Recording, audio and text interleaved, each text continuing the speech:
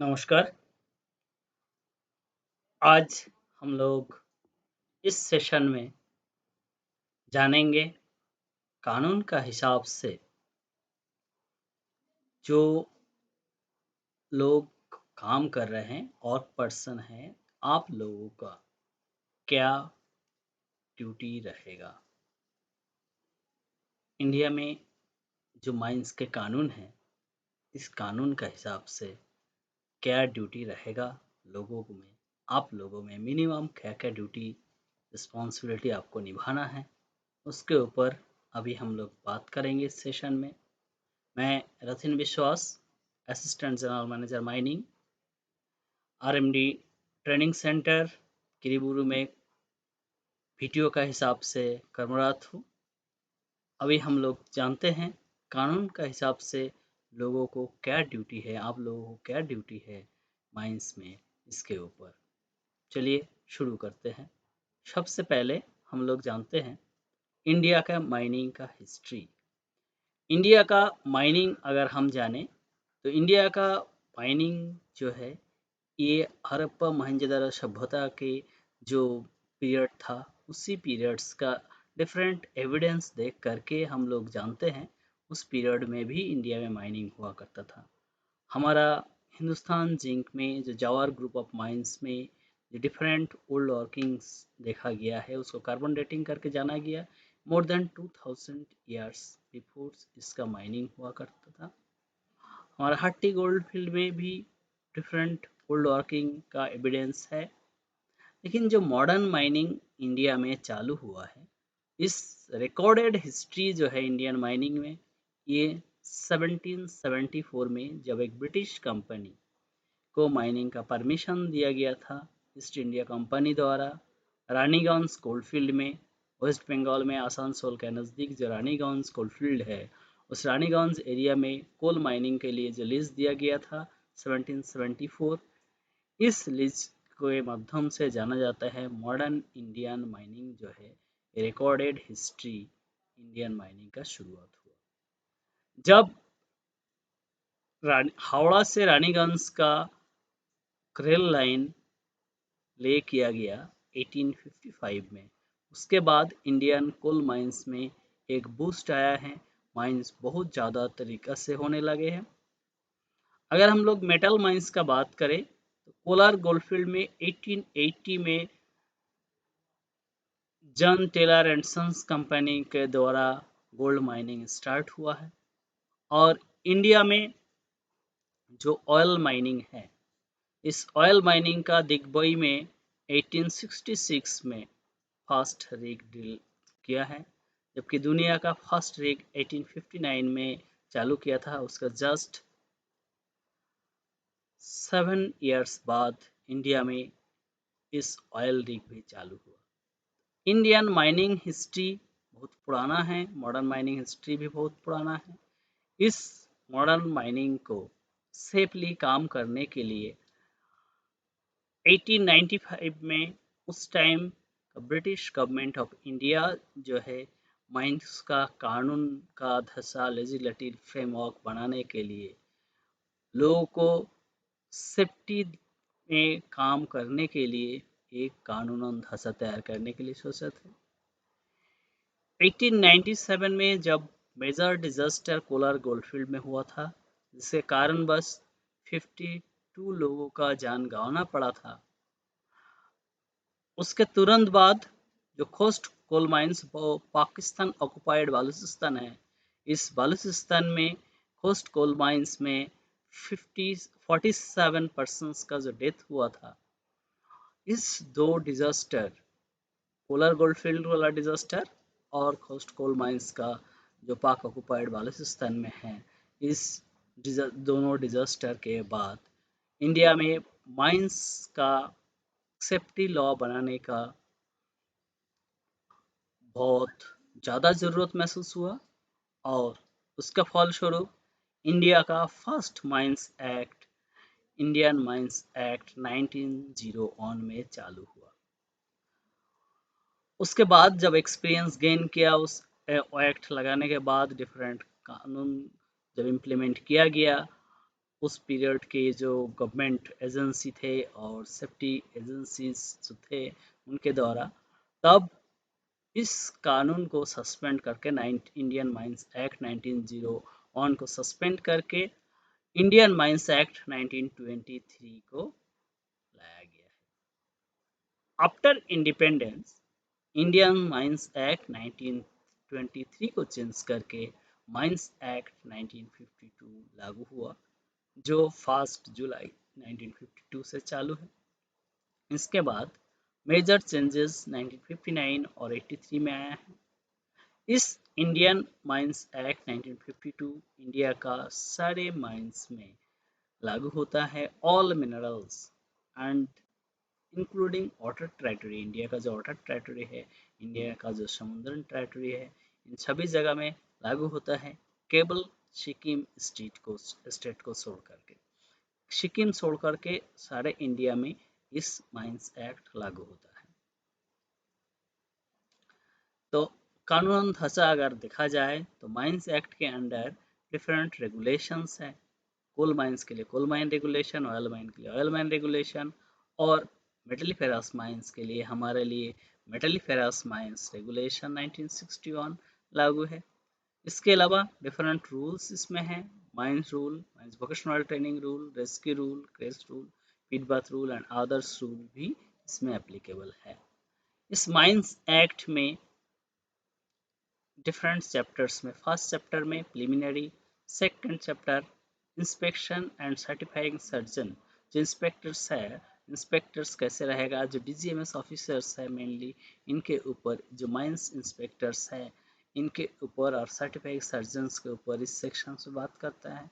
Mines में जो different committees formations होता है इंडिया में, इस कमिटीज के बारे में सेक्शन 12 से 15 में बात किया जाता है। थर्ड चैप्टर में mining corporation, management of mines कैसे रहेगा, इसके लिए फोर्थ चैप्टर में बात किया जाता है। फिफ्थ चैप्टर में सेक्शन 19 से 27 में बात किया जाता है। Health and safety provisions Indian mines में क्या रहेगा, कितना घंटा काम करेंगे, and limitation of employment section 28 से 48 में बात किया जाता है।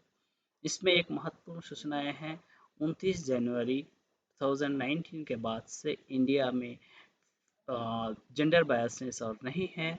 लेडीज़ भी इंडिया में माइंस में काम कर सकते हैं सभी पीरियड्स के लिए, ये चालू हुआ है।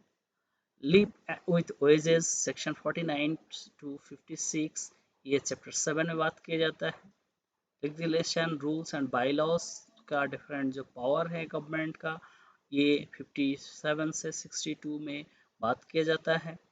एंड इसका पेनल्टी और प्रोसीड्योर्स कैसे रहेगा, चैप्टर 9 में सेक्शन 63 से 81 में बात किया जाता है। एंड लास्ट चैप्टर इसका मिसलेनियस चैप्टर है, जो कि सेक्शन 82 से 88 है। इसके अंदर जो माइंस रूल्स है, इस माइंस रूल 1955 में बना है, जिसमें डिफरेंट डिफरेंट चैप्टर्स है। कुछ चैप्टर्स बाद में ऐड किया गया। चैप्टर 1 प्रिलिमिनरी है, रूल 1 to 2। कमिटी के बारे में रूल 320 जो चैप्टर सेकंड में बताते हैं। कोर्ट ऑफ इंक्वायरी के बारे में चैप्टर थर्ड में रूल 21 22 में बताते हैं। सर्टिफाइंग सर्जन्स के बारे में चैप्टर 4 में रूल 23 से 29 में बात करते हैं। Chapter 4A medical examination of person employed और to be employed in mines, जो हमारा प्री एम्प्लॉयमेंट मेडिकल चेकअप होता है, जैसे आईएमई होता है और पीएमई होता है, इसके बारे में रूल 29A से 29B के अंदर बात करता है चैप्टर 4A में। चैप्टर 4B में workman inspector and safety committee, जो माइंस में पिट सेफ्टी कमिटीज रहता है, इनके बारे में रूल नंबर 29Q से 29W में बात किया जाता है। Health and sanitation provisions rule 30 से 39 चैप्टर 5 में बात किया जाता है। चैप्टर 6 में first aid and medical appliance rule 40 से 45 एक अंदर बात किया जाता है। इसके रूल्स हैं। चैप्टर 7 एम्प्लॉयमेंट ऑफ पर्संस 46 से 52 रूल्स में बात किया जाता है।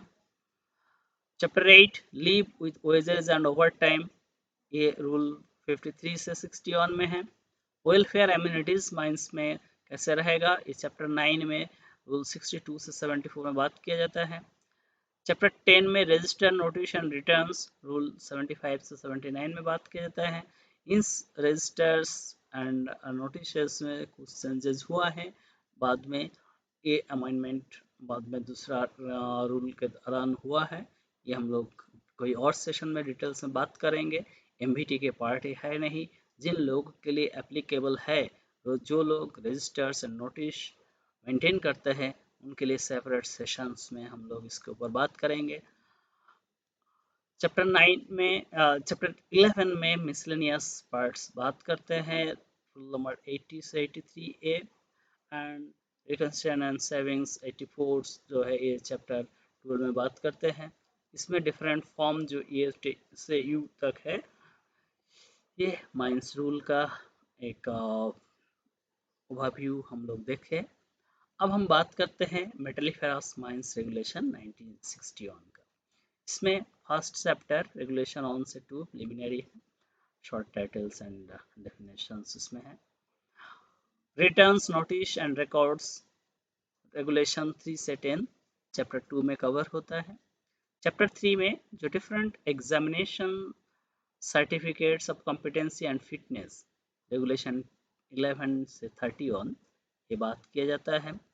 इसमें जैसे first class managership certificate, second class, foreman, mining mate, blaster, different surveyor, different examinations के बारे में इस चैप्टर बात करते हैं। उसका procedure, number of years of experience. इसमें अभी हमारा एमबीटी में हम लोग डिटेल्स नहीं जाएंगे, बाकी जिसका ज़रूरत होगा ज़रूर हमारा पास आ सकते हैं, हम लोग उसमें डिटेल उससे में बात कर सकते हैं। जो लोग माइनिंग मेट, ब्लास्टर या फोरमैन सर्टिफिकेट एग्ज़ाम देना चाहते हैं, वो हम लोग सेपरेट सेशंस में उसके ऊपर बात करेंगे। चैप्टर 4 बात करते हैं inspectors and mines officials. DGMS officials जो रहते हैं एंड माइंस ऑफिशियल्स जो रहते हैं, इनके ऊपर रेगुलेशन 32 से 40 में बात होता है। चैप्टर 5 में duty and responsibility of workman, जो लोग माइंस में काम करते हैं इनका ड्यूटी रिस्पॉन्सिबिलिटी कैसे रहेगा, workman, competent person, officials and others, इनके रेगुलेशन 40 ऑन से 59 में बात करते हैं हम लोग डिटेल्स में। इसके बाद डिफरेंट एक चैप्टर ओवरव्यू देखने के बाद इसके ऊपर बात करेंगे। ये हमारा आज के मेन विषय है, आज के हमारा इस सेशंस के, जिसके ऊपर हम लोग इस जानेंगे। चैप्टर 6 प्लान एंड सेक्शंस, जो माइंस में डिफरेंट डिफरेंट प्लान्स बनाते हैं, हमारा सर्वे डिपार्टमेंट जो काम करते हैं, प्लान सेक्शन जो बनाते हैं, इसमें रेगुलेशन 60 से 65 में है, चैप्टर 6 में है। चैप्टर 7 बात करते हैं means of access and egress जो है, ये रेगुलेशन 66 से 72। चैप्टर 8 बात करते हैं लैडर एंड लैडर वेज, ये रेगुलेशन 73 से 77। चैप्टर 9 बात करते हैं जो मैन एंड मटेरियल्स का ट्रांसपोर्ट है, transport of man and materials widening in shafts, regulation 78 से 94। चैप्टर 10 बात करते हैं जो transport of man materials through haulage, 95 से 105 तक रेगुलेशन इस चैप्टर में है। चैप्टर 11 बात करते हैं माइन वर्किंग, 106 रेगुलेशन 106 से लेकर के ऑन 8। मेनली हमारा जो ओपन कास्ट माइंस ऑपरेशन है, रेगुलेशन 1062 के अंडर इस में ओपन कास्ट ऑपरेशंस के बारे में बात करते हैं। हमारा किरीबुरु मेघातबुरु माइंस दोनों इस रेगुलेशन 1062 बी के अंडर स्पेशल परमिशंस लेकर के हमारा मेथड ऑफ वर्किंग की स्पेशल परमिशन में एसीएमएम ऑपरेशंस करते हैं, हम लोग ड्रिलिंग ब्लास्टिंग करते हैं, ये स्पेशल परमिशन रेगुलेशन 1062 बी के अंदर हमारा है। मेनली एसीएमएम परमिशंस जिसको बोला जाता है। चैप्टर 12 बात करते हैं precautions against danger from fire, dust and water. Fire, dust and waters के ऊपर जो डेंजर है उसके ऊपर क्या प्रिकॉशंस लिया जाता है माइंस में, वो रेगुलेशन 119 से 130 तक इसमें बात करते हैं। चैप्टर 13 माइंस का वेंटिलेशंस के ऊपर बात करते हैं, रेगुलेशन 131 से 145। Chapter 14 lighting and safety lamp, mines का lighting and safety lamps and underground mines में जरूरत होता है, इसके ऊपर बात करते हैं। रेगुलेशन ऑन 46 से लेकर के ऑन 52 के ऊपर। एक्सप्लोसिव एंड शॉर्ट फायरिंग, जो माइंस का ब्लास्टिंग है, जिसके ऊपर हम लोग सेपरेट सेशन में बात कर चुके हैं। इसमें हम लोग देखते हैं ये एक्सप्लोसिव एंड शॉर्ट फायरिंग के बारे में रेगुलेशन ऑन 53 से ऑन 70 तक इस चैप्टर 15 में बात करते हैं। माइंस का जो मशीनरी एंड प्लांट्स है, रेगुलेशन ऑन 71 से ऑन 76 में बात करते हैं चैप्टर 16 में। चैप्टर 17 मिसलेनियस, रेगुलेशन ऑन 77 से ऑन 96। इसके अलावा इसके फर्स्ट शेड्यूल में फॉर्म्स रहता है और सेकंड शेड्यूल्स में जो प्लांट सेक्शंस के लिए डिफरेंट सिंबल्स है ये रहता है। इस MMR मेटलिफेरस माइंस रेगुलेशन 1961 की चैप्टर 5 में duty responsibility of workman, competent persons and officials and others के जो ड्यूटी रिस्पॉन्सिबिलिटीज के ऊपर बात करते हैं। इसके ऊपर आज का हमारा मेन सेशंस है। इस सेशंस के ऊपर हम अभी जानते हैं। जो भी आदमी माइंस में काम करते हैं, हम सभी लोग माइंस में काम करते हैं। आप लोग जो लोग पहले काम कर रहे हैं और जो लोग काम करने जाएंगे, सबको इसके बारे में आपको जानकारी रखना है। आपको माइंस में क्या ड्यूटी आपको निभाना है, मिनिमम कानूनन क्या ड्यूटी आपको निभाना है, ये जरूर आप जानें। जो एम एम आर 61 की रेगुलेशन 41 में बताते हैं, जो भी आदमी माइंस में काम करेंगे उनके लिए क्या ड्यूटी है, क्या कर्तव्य आपको निभाना है। सबसे पहले आपको act, rule, regulation, order and direction, mines act, mines rule, हमारे लिए एमएमआर रेगुलेशन लागू है तो एमएमआर, इसके अंडर में जो डीजीएमएस का डिफरेंट ऑर्डर रहता है, सर्कुलर रहता है, बायलॉज रहता है एंड डायरेक्शंस रहता है, या कंपनी का जो डिफरेंट ऑर्डर है, ये आप माइंस में काम कर रहे हैं तो आप ये सब act, rule, regulation, order, direction मानना आपका कर्तव्य है। आपको इसको मानना पड़ेगा माइंस में काम करने के लिए। आप mines act, mines rule, MMR, order, directions bypass नहीं कर सकते हैं, कानूनन अपराध है। अगर आप माइंस में ड्यूटी करने आए तो आपका अटेंडेंस रिकॉर्ड करना, ये इंश्योर करना आपका रिस्पॉन्सिबिलिटी है, आपका ड्यूटी है। जो आप काम में आए तो आपका अटेंडेंस आप मार्किंग करा रहे हैं। जहां आपका अटेंडेंस मार्क होता है, डिफरेंट टाइम ऑफिस है, या आपके सुपरवाइज़र, आपको शिफ्ट इंचार्ज जो भी आपके अटेंडेंस लेते हैं, उनके पास आपको अटेंडेंस रिकॉर्ड कराना आपका खुद का ड्यूटी है। हेलमेट, सेफ्टी शूज एंड ज़रूरतमंद पीपीई, पर्सनल प्रोटेक्टिव इक्विपमेंट जो है, ये पहनना आपको कानूनन कर्तव्य है।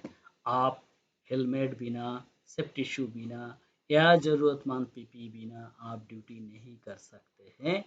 आपका कर्तव्य है आप हेलमेट पहने, और हेलमेट सही तरीका से पहने, सेफ्टी शूज पहने, और आपके ज़रूरतमंद बाकी जो पीपीज है, जहाँ ग्लव्स का ज़रूरत है ग्लव्स, आई गॉगल्स का ज़रूरत है आई गॉगल्स, फेस शील्ड का ज़रूरत है फेस शील्ड। एंड एक और चीज़ है, हमारा कानूनन यहाँ पे ज़रूरत मैंडेटरी नहीं है, बट अभी जो हमारा सेफ्टी जैकेट्स जो माइंस के द्वारा प्रोवाइड किया जा रहा है, इस सेफ्टी जैकेट्स भी आपको पहनना है। ऐसा नहीं है कानूनन केवल उस 3-4 आइटम बोला हम तो वहाँ पहनेंगे नहीं।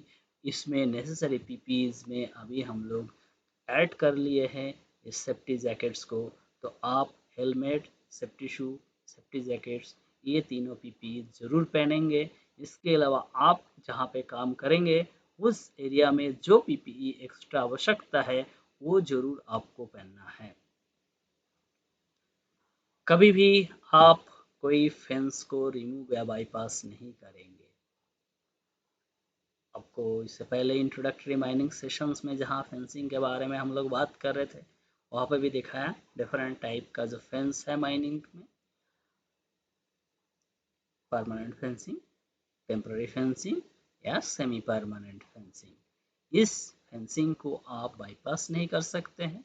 अगर आप ऑथराइज पर्सन नहीं हैं तो आप इसको रिमूव नहीं कर सकते हैं अनलेस अनटिल कोई ऑथराइज पर्सन आपको इंस्ट्रक्शंस दे इसको हटाने के लिए। अगर आप माइंस में काम करते हैं, कभी हो सकता है किसी ऑथराइज पर्सन आपको बोले इस फेंसिंग को थोड़ा यहाँ से हटा करके, टेम्पररी फेंसिंग यहाँ से हटा करके उधर लगा दो, तो तब आप कर सकते हैं, अदरवाइज आप नहीं कर सकते।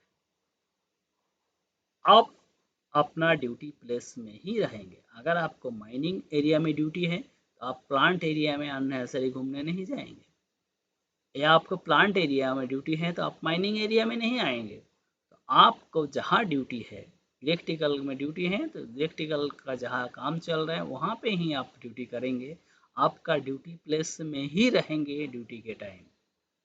अगर in case of any emergency injury आप इमीडिएट रिपोर्ट करें। आपका जो इमरजेंसी प्लान का हिसाब से, जैसे हम लोग बोले डिफरेंट फ़ोन नंबर से, या आपको जो सुपरवाइज़र हैं, आपको जो शिफ्ट इंचार्ज है, इनको इमीडिएट रिपोर्ट करें। अगर आप रिपोर्ट करने लायक कंडीशन में नहीं हैं, आपका कोई कॉलीग ऐसा है जिसको रिपोर्ट करने लायक कंडीशन में नहीं है, कुछ ज़्यादा ही चोट आया, तो जो साथी रहेंगे उनको वो इमीडिएट इसके रिपोर्ट करें। कभी भी ड्यूटी प्लेस में सोना नहीं है, कभी भी सोना नहीं है ड्यूटी प्लेस में, ये अपना ड्यूटी के खिलाफ है।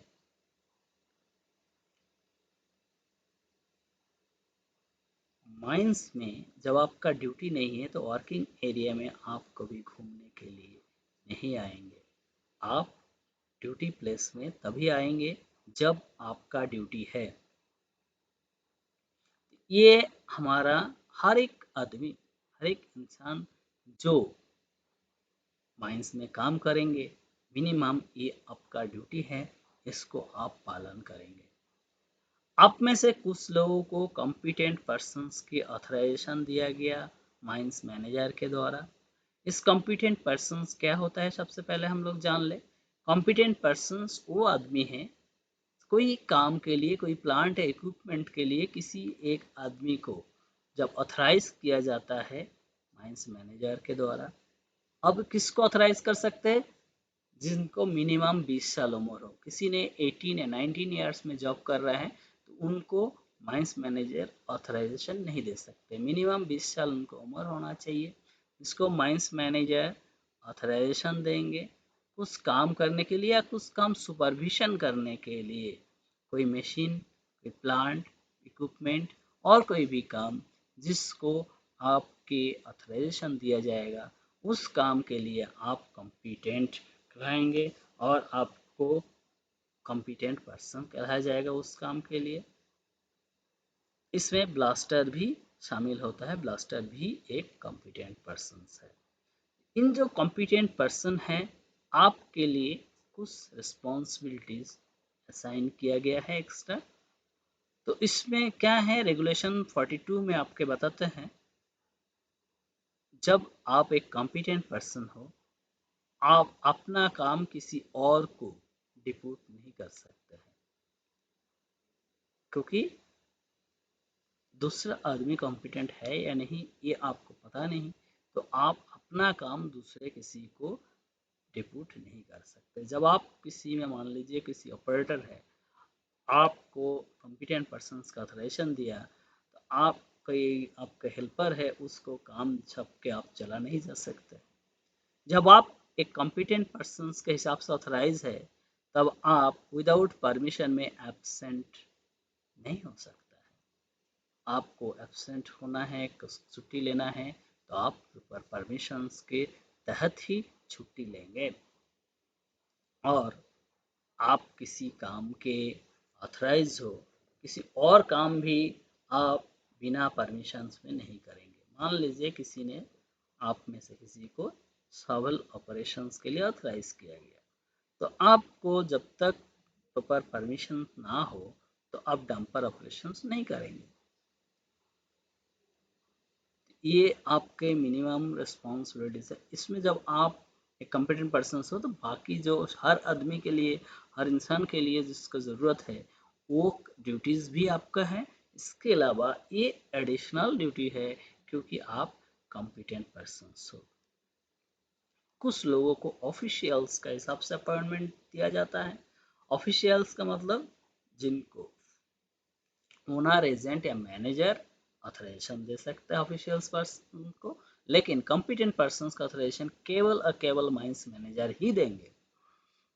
जो ऑफिशियल्स है इन्होंने सुपरविजन्स के लिए माइंस के कोई एक पार्ट या कुछ काम को सुपरविजन्स के लिए ऑथराइजेशंस करेंगे, जिनमें assistant manager, underground manager, mine foreman, mining met, engineer, surveyor भी शामिल है। तो उस पार्ट के लिए इन लोगों को ऑथराइजेशन दिया जाता है। ये ऑथराइजेशन माइंस का ओनर दे सकते हैं, एजेंट दे सकते हैं या माइंस मैनेजर दे सकते हैं। हमारा सेल का सारे माइंस के लिए नॉमिनेटेड ओनर है हमारा जो director technical projects and raw material है, अभी श्री एच एन राय सर है। हमारा एजेंट्स जो है, एजेंट हमारा हेड ऑफ माइंस जो है सीजीएम माइंस, इन्होंने एजेंट होता है सेल का हर एक माइंस में। आरएमडी का सभी माइंस में हेड ऑफ माइंस एजेंट का रूप में अपॉइंटेड होते हैं। किरीबुरु माइंस में हमारा दिलीप कुमार बर्मन सर माइंस का सीजीएम माइंस एजेंट है। मेघातबुरु में आरपी शलभम सर मेघातबुरु माइंस का एजेंट है। माइंस मैनेजर जो है, इसमें माइनिंग डिपार्टमेंट में जो लोग, जो इंजीनियर्स है डिफरेंट पोजीशंस में, जिनके पास माइंस मैनेजर का एक सर्टिफिकेट्स होता है, फर्स्ट क्लास माइंस मैनेजरशिप सर्टिफिकेट, ये माइंस मैनेजर सर्टिफिकेट रहते हैं, उनको माइंस मैनेजर के हिसाब से ऑथराइजेशन किया जाता है। जैसे किरीबुरु में हमारा राम सिंह सर है जो माइंस मैनेजर है किरीबुरु का। मेघाताबुरु में एस के सिंह सर है जो मेघाताबुरु माइंस की माइंस मैनेजर है। तो इस ओनर, एजेंट या मैनेजर, नॉर्मली हमारा सेल माइंस में मैनेजर ही ऑथराइजेशन देते हैं, कुछ क्षेत्रों में एजेंट भी ऑथराइजेशन देते हैं। ओनर हमारा रेयर ऑथराइजेशन देते हैं और ओनर एजेंट्स को अपॉइंटमेंट करते हैं। इसके अलावा ऑफिशियल्स के जो अपॉइंटमेंट है ये नॉर्मली माइंस मैनेजर या एजेंट के द्वारा दिया जाता है। तो इन जो ऑफिशियल्स है इनका रेगुलेशन 43 में इनके जो ड्यूटी है इसके ऊपर बात करते हैं।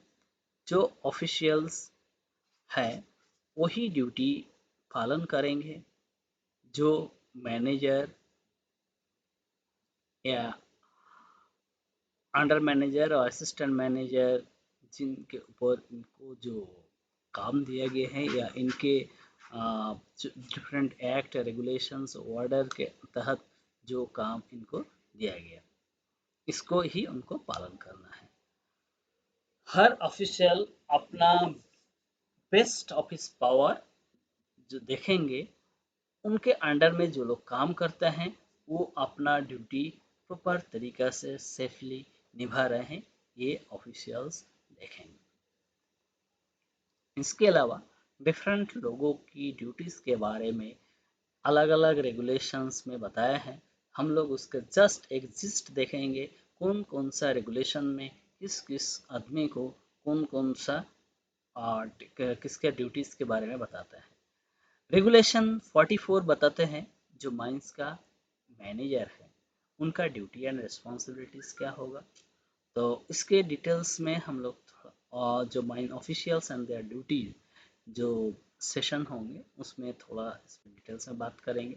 माइंस मैनेजर को इंडिया में माइंस एक्ट के द्वारा माइंस की मेजर रिस्पॉन्सिबिलिटीज एंड अथॉरिटीज दिया गया है। इनके जो ड्यूटीज रिस्पॉन्सिबिलिटीज है रेगुलेशंस 44 बताते हैं। रेगुलेशन 45 बताते हैं जो duty responsibility underground manager and assistant managers जो है इनका ड्यूटी रिस्पॉन्सिबिलिटी क्या रहेगा ये बताएंगे। रेगुलेशन 46 बताता है माइनिंग में जो माइंस फोरमैन रहते हैं इनका duties and responsibility. Mining met का ड्यूटी रिस्पॉन्सिबिलिटी 47 बताता है रेगुलेशन। रेगुलेशन 48 बताते हैं जो ब्लास्टर है, ब्लास्टिंग के लिए जो ब्लास्टर जिम्मेदार होता है, इनका ड्यूटी एंड रिस्पॉन्सिबिलिटीज क्या रहेगा 48 बताते हैं। 49 जो अंडरग्राउंड में टिम्बरमैन अर्थात सपोर्ट गैंग जो है, इनका ड्यूटीज के बारे में बताते हैं। जो मैकेनिकल वेंटिलेटर, अंडरग्राउंड का जो मैकेनिकल वेंटिलेटर है उसका जो अटेंडेंट है उनका ड्यूटीज के बारे में रेगुलेशन 50 बताते हैं। रेगुलेशन 51 बताते हैं जो लैंप रूम का इंचार्ज रहता है अंडरग्राउंड में, उनका ड्यूटीज क्या रहेगा। जो सर्वेयर है, हमारा किरीबुरु के लिए सर्वेयर है एटी जना साहब और मेघाताबुरु के लिए अवधेश कुमार साहब। इन लोग जो सर्वेयर है, इन सर्वेयर का ड्यूटी रिस्पॉन्सिबिलिटीज क्या रहेगा, ये रेगुलेशन 52 बताते हैं। 53 बताते हैं जो इंजीनियर हैं उनका ड्यूटीज एंड रिस्पॉन्सिबिलिटी। यहाँ पे हमारा डिफरेंट सेक्शन के अनुसार इंजीनियर का अलग अलग जोन भाग किया गया है। किरीबुरु मेघाताबुरु माइंस में हमारा चार चार जोन में बटा हुआ है। हमारा प्लांट के लिए प्लांट मैकेनिकल का जो इंचार्ज है उनको प्लांट का इंजीनियर्स के हिसाब से डिजिग्नेटेड किया गया। हमारा जो HEMM है, HEMM का इंचार्ज को HEMM का इंजीनियर के हिसाब से डिजिग्नेट किया गया है। हमारा इलेक्ट्रिकल का इंचार्ज को इलेक्ट्रिकल इंजीनियर के हिसाब से डिजिग्नेट किया गया है और प्रोजेक्ट और के लिए प्रोजेक्ट का एक इंजीनियर को इंजीनियर के हिसाब से डिजिग्नेटेड किया गया है। बोथ किरीबुरु मेघाताबुरु में डिफरेंट डिफरेंट लोगों को इस हिसाब से ऑथराइज किया गया है। उनका ड्यूटी रिस्पॉन्सिबिलिटीज क्या रहेगा रेगुलेशन 53 बताते हैं। 54 बताते हैं जो वाइंडिंग इंजन मैन है उनका ड्यूटीज क्या रहेगा। 55 बताते हैं जो बंक्समैन, बेलमैन एंड सिग्नलमैन रहता है अंडरग्राउंड में, उनके बारे में। And haulage engine man, banksman and signalman के रिस्पॉन्सिबिलिटीज ड्यूटीज के बारे में रेगुलेशन 56 बताते हैं। लोकोमोटिव ड्राइवर एंड शंटर जो रहते हैं उनका ड्यूटीज के बारे में 57 नंबर रेगुलेशन बताते हैं। जो मैगजीन में है अंडरग्राउंड, जो हमारा एक्सप्लोसिव मैगजीन है, चाहे अंडरग्राउंड में हो या चाहे हमारा सरफेस माइंस में मैगजीन हो, इन मैगजीन कीपर के मैगजीन इंचार्ज की जो रिस्पॉन्सिबिलिटी ड्यूटीज है वो रेगुलेशन 58 में बताते हैं। रेगुलेशन 59 बताते हैं जो attendance register keeper and attendance clerk, इनके ड्यूटीज के बारे में। हर एक आदमी जिनको रजिस्टर कीपर, रिकॉर्ड कीपर का हिसाब से इसमें रिस्पॉन्सिबिलिटीज दिया जाता है, उनका जो नेसेसरी एंट्रीज है वो एंट्री प्रॉपर तरीका से करना है।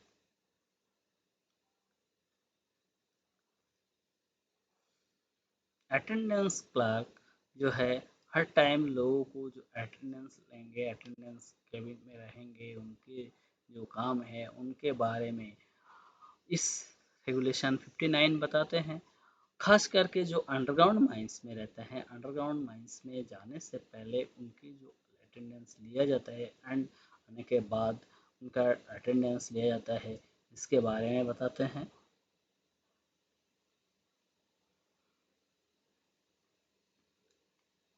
और जब तक माइंस मैनेजर का परमिशन ना हो तब तक जो लोग माइंस में काम नहीं करते हैं उनके अलावा कोई और लोग को अटेंडेंस क्लर्क का जिम्मेदारी बनता है जो माइंस के अंदर जाने ना दे। केवल माइंस मैनेजर का परमिशन होने के बाद ही उनको जाने दे सकते हैं।